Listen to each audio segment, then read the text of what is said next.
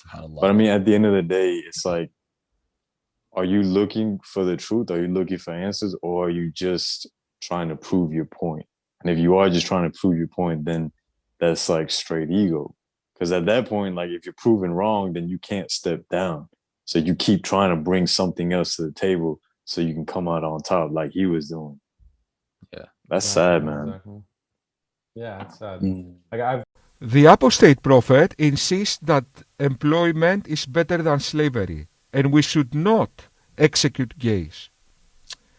That's sad. That's sad. You are sad. I can't believe my eyes, okay? So that's why you see me doing things like that. I can't believe my eyes.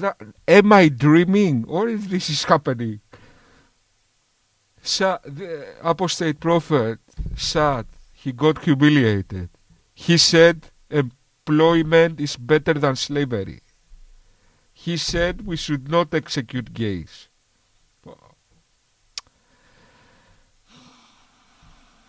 been in many situations, especially when I was younger, like in college, and I thought I knew it all. And I would go into a conversation with someone more knowledgeable, and it would become very clear quickly that I just don't know enough. So I need to humble myself and recognize someone is smarter than me, knows more than me, so I can benefit and learn.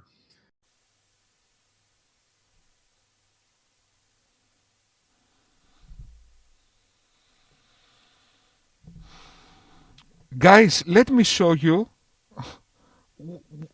the wisdom he's referring to.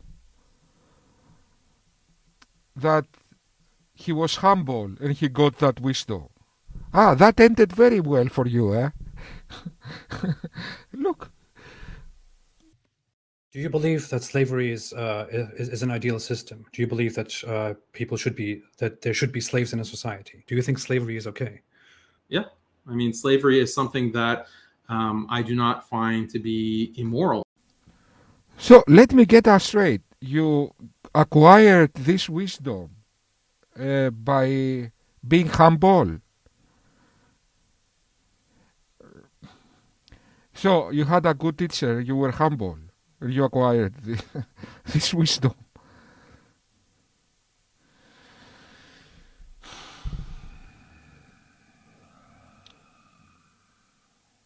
And improve myself. Like, I'm the one who loses if I say, oh, I know better, you don't know what you're talking about, and just have this kind of ego. Okay, Haqiqatjou, now we will go to some arguments. I hope in this video there are some arguments. And we will see how wisdom you acquired from your non-radicals teachers. That's one example. A lot of liberal ideas I have myself. Like, if you're a Muslim and you're growing up in the West and there hasn't been a real effort to block or shield these ideas, then you just absorb them, like by osmosis, like these liberal ideas about, like, you know, there's really no difference between men and women. Men and women are exactly the same. And, you know, the best type of marriage is like an equality marriage where it's a partnership between man and wife. Secular societies never claimed men and women are the same. We claimed men and women should be treated equally by the law. Men and women should have equal opportunity. Women should be able to pursue happiness, however they wish for. In Islam, that is a barbaric, inhumane religion, you subjugate women. You make identity politics. It's not about the individual, it's about the gender. Of course, this kind of political monstrosities, like Islam and communism, doesn't acknowledge the endless potential of the human mind. They see humans as genitalia. For example, in this picture, we don't see 4 individuals. Islam sees vagina, vagina, dick, dick. Okay, this shallow monstrosity they call political ideology or religion, unfortunately, is against virtue. This guy, although he went to Harvard, he is απέδευτος. He's an uncivilized donkey, in other words. If this guy was in ancient Greece, they will call him απέδευτος. Education is not knowledge. Education is sculpting your soul. Education comes from ancient Greece. Παιδεία. Παιδεύω την ψυχή. Struggle the soul. Okay, so civilize myself. This guy, although he went to Harvard, he's a completely uncivilized person. He's απέδευτος, unsculpted stone, uncivilized donkey. Okay, let's be absolutely clear. You will wonder why I'm being condescending, because this is the time to be condescending, because I can see the implications of this ideology. This is a direct attack to the human civilization. It's not attack to a person. This is a direct attack to the soul of humanity. What humans acquired from civilization, this is the ideological, is a virus. Okay? This is a virus that infects the human civilization. And I can see the code. Okay? The code of Islam attacks the basis of the human civilization. He attacks equality. He attacks παιδεία. He attacks all the key factors that makes the human civilization. It's like coronavirus, in other words. How you see coronavirus has these things and he stacks the same thing. So it's morally it's preferable to hurt the feelings of 4 kids so you can stop this idea. It's preferable morally. Okay, if we, how Islam infects societies, it normalizes itself. Okay, first they say, let's kill apostates. In the beginning we were shocked. Now it's common. Okay, let's discuss that. Okay, in 50, evolution works with hundreds of years. It doesn't work with one day or the other. Okay, these small thing, in 100 years, I won't be here in 100 years, there will be young kids. So if you make it normal from now, when our young kids come, it will be normal. So evolution works with hundreds of years, social evolution.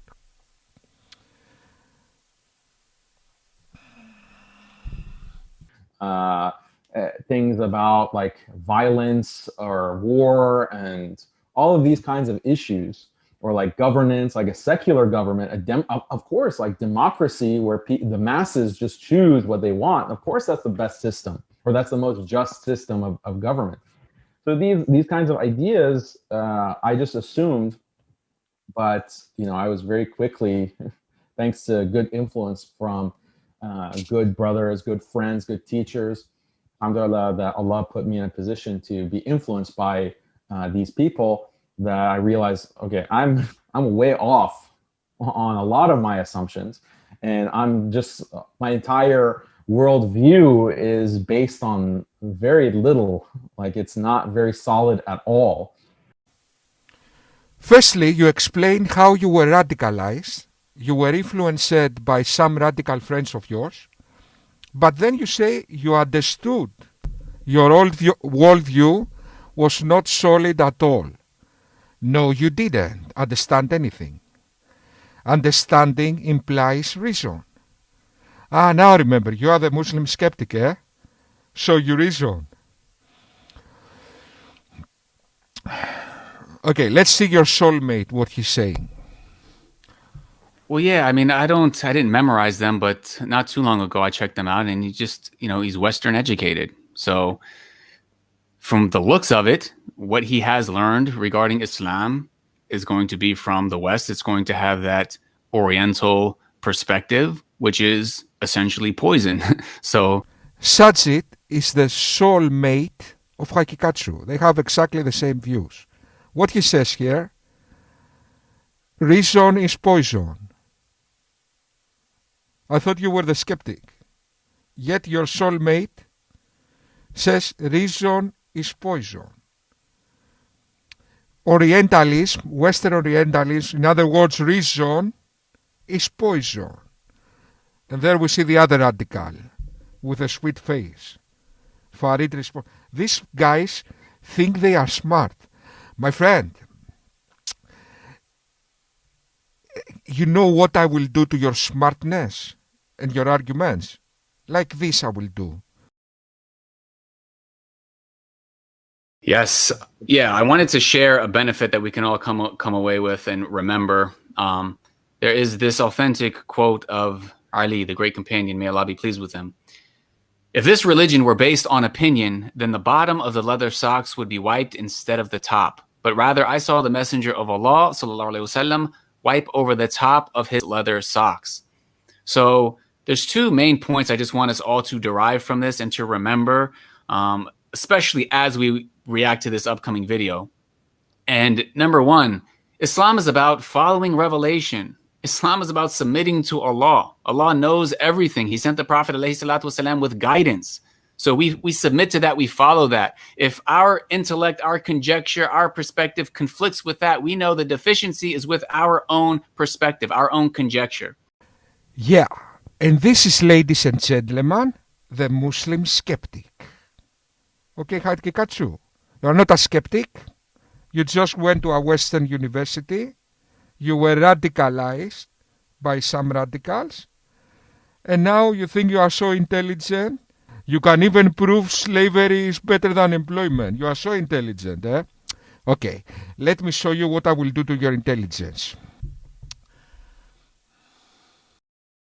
So that's a very simple, but it's a foundational concept of what Islam actually is.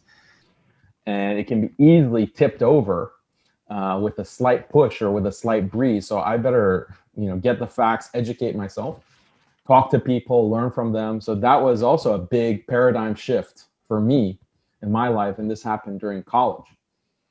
So things like this also, there's so many examples. I'll give you one other example. Sorry to make it too long, but the intervention, what's called intervention in the Middle East. I was like, okay, yeah, maybe Saddam Hussein in Iraq, maybe there's a point, if the US is trying to stop this bad guy. Look, this shameless buffoon. This guy is from Iran. They started the war with Iraq. They asked the help of USA.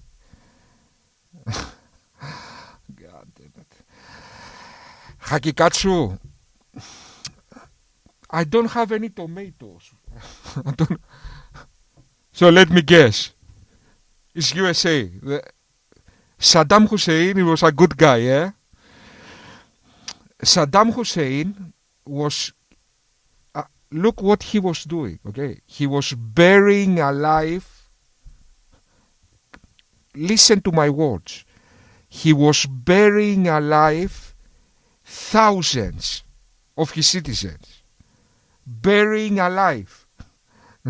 He was throwing chemicals to his own citizens. He tried to make a nuclear bomb. Israel stopped him.